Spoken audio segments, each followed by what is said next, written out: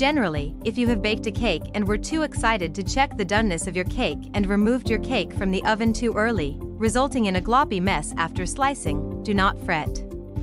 The first thing to prevent that scenario is to always check for your cake's doneness by using a cake tester or toothpick.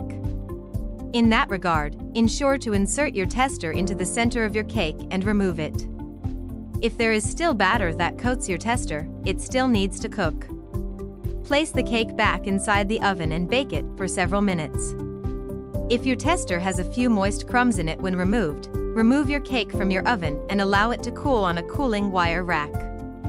And if your tester is clean when removed, it is done and needs to be taken out immediately, and cool your cake before it bakes further. However, if you already have an undercooked cake overall, place it back inside your oven for about 10 to 15 minutes.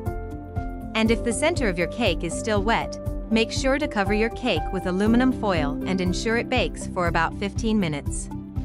But, if the bottom of your cake is moist, turn off the upper heat of your oven or cover it with foil and cook for several minutes. Rebaking an undercooked cake. The best way to prevent having an undercooked cake is to use an oven thermometer and check the time inside the oven. Please understand that when you already have an undercooked cake and have discovered it earlier, and it is still hot, you can place your cake back in the oven and bake it for about 10 to 15 minutes.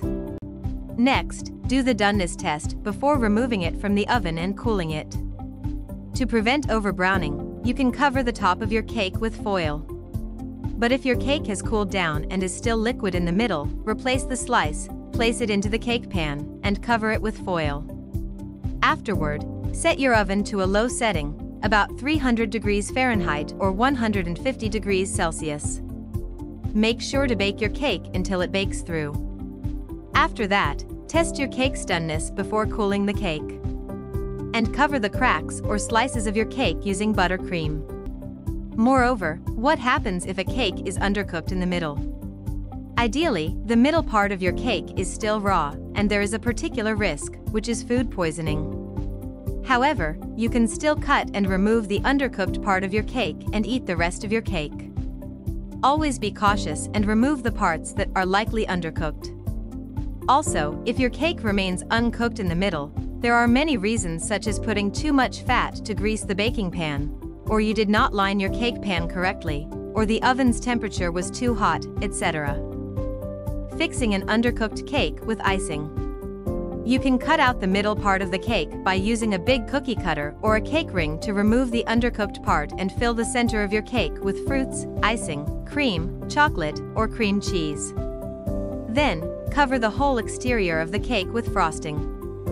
However, when your cake has reached its worst state, you can still use it to create delicious desserts such as cake pops. To make them, combine your cake crumbles with frosting. Then, mold them into shapes and dip them in chocolate. Fixing an undercooked fruit cake.